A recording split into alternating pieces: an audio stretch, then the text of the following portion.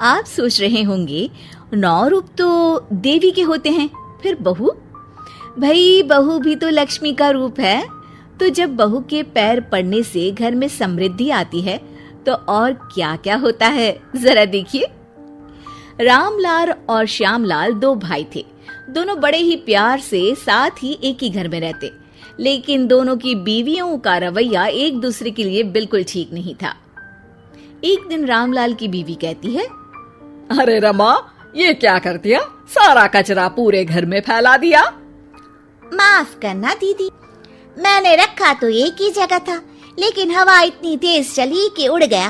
अभी उठा देती हूँ। हाँ हाँ जल्दी करो। और एक बात, अब भाई साहब से बोल देना कि 2 रसोई कर ले। पता तो है मेरा बेटा सोहन बड़ा हो गया है, अब लड़की वाले भी आने लगे हैं, तो उसकी शादी हो ही जाएगी इस साल। हाँ हाँ दीदी, मेरा बेटा विहान भी तो बड़ा हो गया है और उसकी भी तो शादी होनी है। ठीक कहती हैं आप। अब हम ऊपर वाले तल्ले पर शिफ्ट हो जाएंगे। मैं विहान के पापा से बात कर लेती हूँ। बात नहीं करना, शिफ्ट होना है, क्योंकि मैं अब साथ नहीं रह सकती।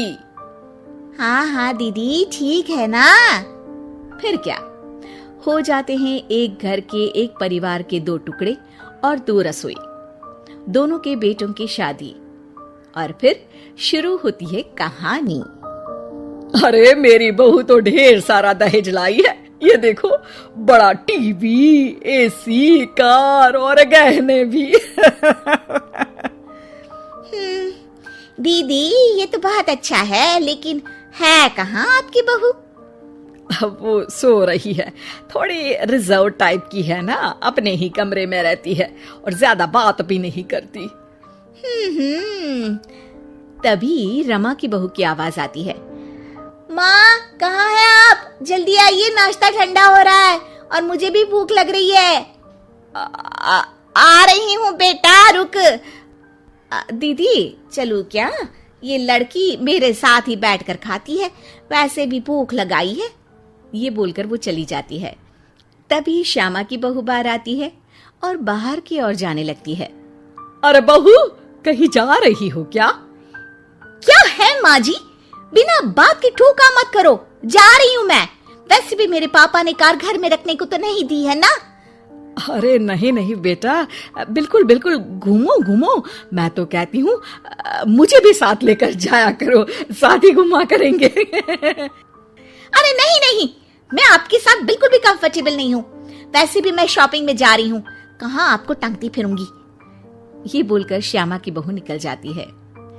तभी उसके कान में ऊपर वाले तल्ले से हंसने की आवाज आती है। और ये कौन इतनी जोर जोर से हंस रहा है? ऊपर जाती है, जहां वो देखती है कि रमा और उसकी बहू साथ बैठकर बातें कर रही होती हैं। फिर तो मम्मी जी इतना मजा आया कि मैं क्या बताऊं। हाँ हाँ बहू, सुनने में ही हंसी नहीं रुक रही। तू तो वहां मौजूद थी। तभी दोनों की नजर श्यामा पर पड़ती है। अरे ताई जी आइए ना, आइए। वो उनके पैर छूती है और फिर चाय बनाकर लाती है। श्यामा अकड़कर कहती है, अरे नहीं नहीं, मैं चाय वाय नहीं पीती, बस हंसने की आवाज आ रही थी तो सोचा बता दूं कि टीवी की आवाज धीमी कर लो। अरे टीवी, वो देखो दीदी, धूल खा रहा है, वक्त ही नहीं मिलता देखने का। बहू के साथ वक्त कैसे बीत जाता है, इसकी बातें और किस्से कहानी किसी सीरियल से कम नहीं होते। श्यामा को खुशहाल रमा को देखकर जलन होती है। हाँ हाँ, मैं तो तंग आ जाती हूँ इतनी सारी बातें करके, मुझे तो सुकून पसंद है। ये कहकर श्यामा चली जाती है। अगले दिन रमा अपनी बहू के साथ घर से जा रही होती है कि तभी दरवाजे में श्यामा उन्हें टोकती है। अरे कहाँ जा रही हो दोनों? अरे देखिए ना दीदी, इसे शॉपिंग करने जाना था। मैंने कहा अकेली चली जा, तो कहने लगी मम्मी जी आप घर में अकेले बोर हो जाओगे ना, आप भी चलो हमारे साथ। अरे अब इस उम्र में तू कहाँ घूमेगी? अब देखते हैं दीदी, जहाँ ये लड़की घुमा दे। मेरी बहू भी कल गई थी कार चलाकर। हाँ।